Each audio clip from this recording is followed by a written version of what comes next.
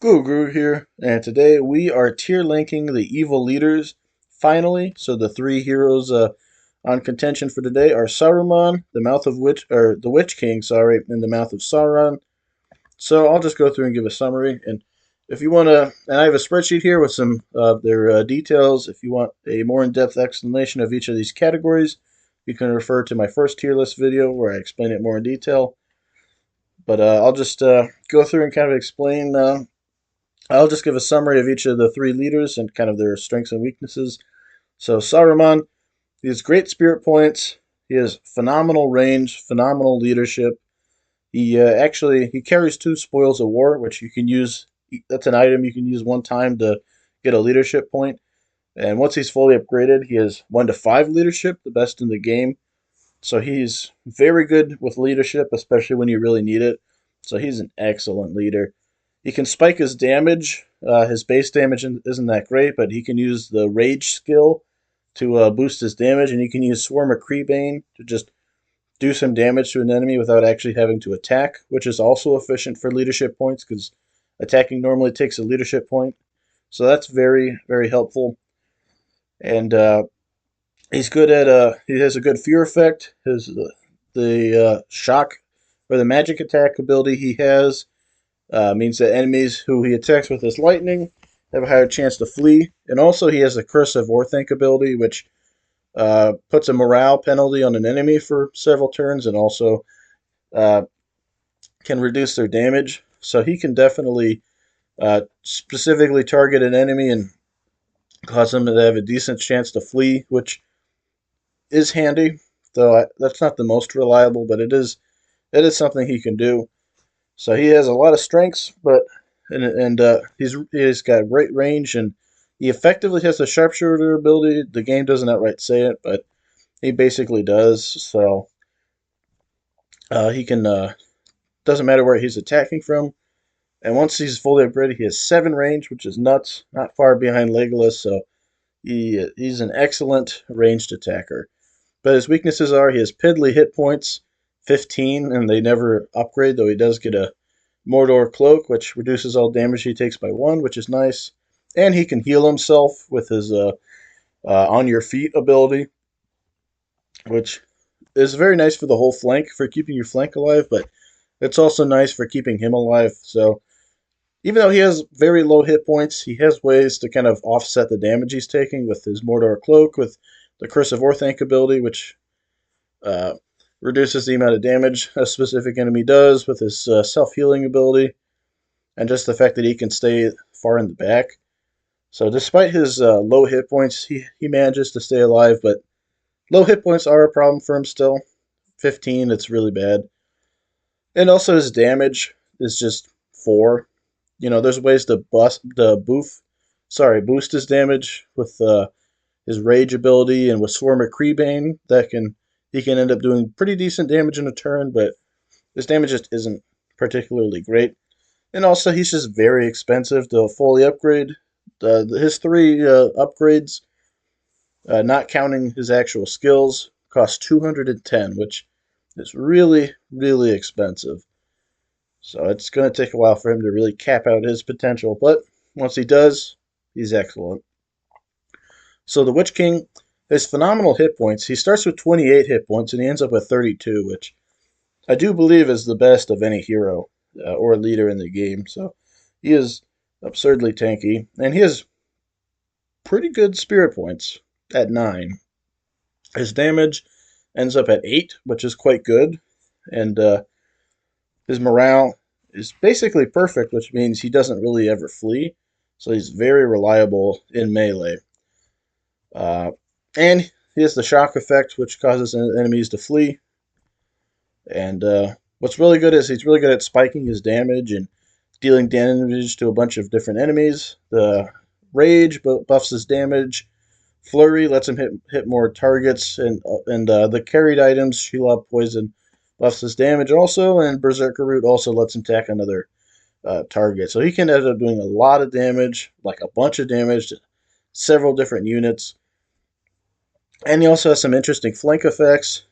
Once he's fully upgraded, he has a 15% chance to trigger Onslaught, which uh, gives a movement and damage increase to the whole flank, including him. And he also has the terror effect, which reduces enemies' movement, which can be powerful, though it takes a decent amount of investment, I think, for that to really do much.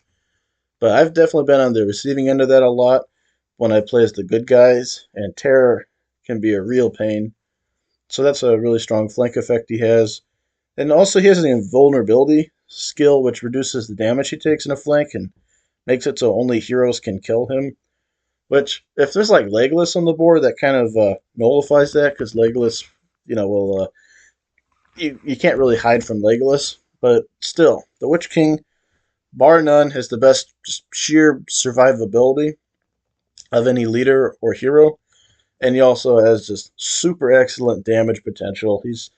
He can sort of be like this octopus on the battlefield where he's just hitting everybody with his tentacles. He can really do a lot of damage. But the weakness of this is he only has one range, and his leadership is just really bad. Like 0 to 3 is okay for a hero, but for a leader, it's bad. And it'll happen where like he'll get an onslaught, but he won't generate any leadership points that round, so he just won't be able to do anything, and he'll be stuck.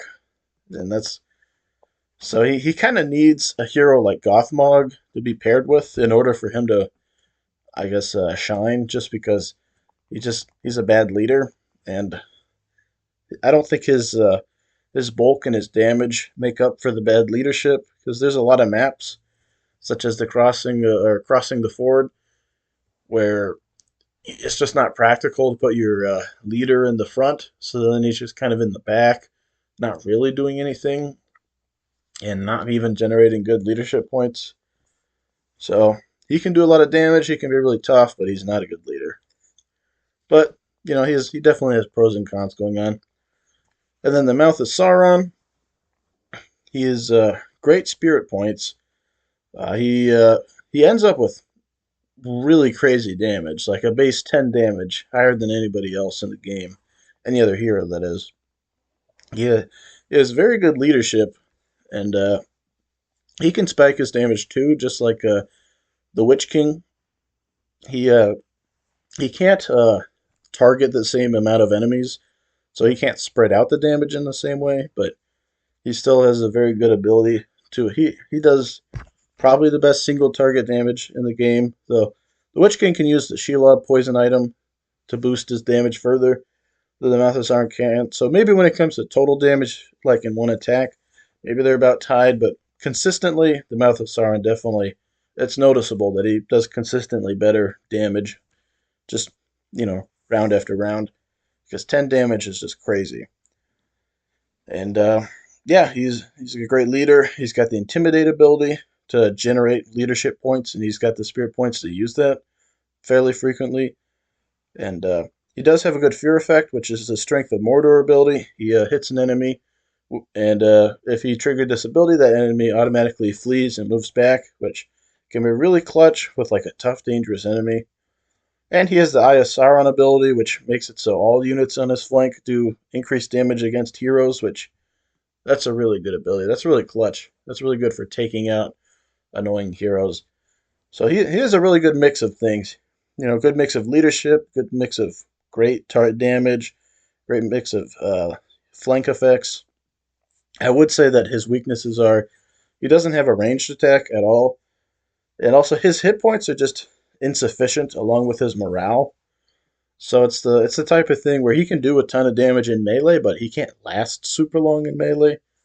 So you generally probably need to pair him with a hero like Ugluk to heal him and help him stay alive because he just doesn't have the bulk to really stay alive in the thick of things, which is a problem. So having said all that, starting with Saruman, I'm not going to make any bones about it. Saruman is S tier. His incredible leadership just it really can't be beaten. Like the Witch King's way better at just dishing out damage, but leadership is just so important in this game, and Saruman has it in spades. He just can provide a crazy amount of leadership and very good flank effects such as healing. And also, it's really clutch that Saruman is a very good ranged attacker because there's a lot of maps where being a melee leader is a big disadvantage, like the crossing of the ford map, for example. Um, it's so choked up in the middle that a melee, Saruman in the back can just shoot enemies and keep himself alive and just, you know, farm XP and actually and take out enemies and get more spoils of war items and use that to, boost the leadership throughout and just be very valuable. Whereas a hero like the Mouth of Sauron just can't really do that. He doesn't have the bulk to go in the front line, but he can't really do anything from the back. And similarly for the Witch King, where he can go to the front line, but he won't survive forever, and then his damage or his bulkiness won't last, even though it's quite good. So there's a lot of there's several maps where a melee leader just can't really do a ton, but a ranged leader can just do a great amount. And Saruman is S tier. It's so valuable. He's just consistently excellent, despite his personal weaknesses. So next for the Witch King, I'm going to say B tier. I am leaning towards C tier because having only having 0 to 3 leadership points compared to the base 1 to 3 leadership points of the other two leaders is crippling. It's just you really notice it in a playthrough when you're using the Witch King. You just don't have the same amount of leadership points. You just can't get as much done, and it'll sometimes happen where because of his ability to get 15% more onslaught, uh, you'll get the onslaught effect, which uh, boosts the movement and attack of all your units, but you won't get the free turn because you can only have one of those two. It's sort of like a starting turn effect. So it happens more than you'd like, where you don't have any leadership points, but you have onslaught, and you just can't do anything. And it's worse. And his greater chance to have onslaught is actually worse than just not having it in that situation. So I think I'm going to put him in C tier. I'm going to be honest. He's really not good. His leadership it just holds him back so badly, and he doesn't have a ranged attack. So if he's not in the front of if he's not in the thick of things dishing out damage, he's just a paper or he's just a paperweight, a detriment. He's not providing any real value. However, like he has the bulk and he has and like a skill like invulnerability should mean that he should be really, really tanky. And he's quite tanky, but he doesn't personally have the spirit points to back up that tankiness. So if he has another hero like Ugluk to support him to provide healing and spirit points, he can be that tank and he can be in the front lines. But just going off of his own spirit points, which on a lot of levels you only have the hero, so you don't have that many spirit points. On a level like that, he just doesn't have the spirit points to maintain his tankiness. Despite his incredible hit points, he'll get whittled down, and then you just don't have a leader. And if you don't use him in melee, then he's just providing bad leadership, and he's not providing range to support. So the Witch King is C tier. That's my honest take. I think he's the worst leader in the game. I think he's worse than Gandalf. But the Mouth of Sauron, I think he's A tier. The mouth the Mouth of Sauron, this damage is incredible, and you don't even have to really use spirit points all the time to get him to do incredible damage. Whereas the Witch King needs to use spirit points, needs to use his rage effect to dish out to dish out that awesome damage. But just having the Mouth of Sauron having that base 10 damage just makes a huge difference, and it really actually makes a huge difference because there's a lot of grunts where the Mouth of Sauron or where the Witch King can't consistently one shot them, can't quite consistently one shot them without using rage or something else. But the Mouth of Sauron, just because he has that 2 extra damage, there's a lot of grunts where he can pretty consistently just outright one shot them without having to use any spirit points, which is really good. And he can boost his damage, and he has the spirit points to keep it up, where he can just like cleave through Rohan riders and just really bring the pain. And he's also an excellent leader, so even if you're not using him in the front lines, he's still providing a lot of value. And he has such great spirit points where he can also boost other heroes you're using. So even if he's not doing too much with his skills, other heroes can use those skills or can use their own personal skills, and he's supporting them.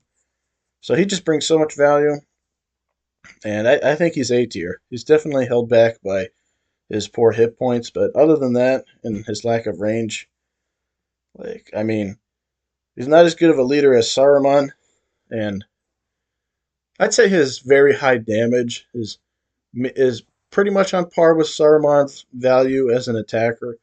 Saruman, his damage is poor, so depending on the units you have, there'll be definitely be times when you won't even need to bother with Saruman just because other units, your standard units, will be doing more damage.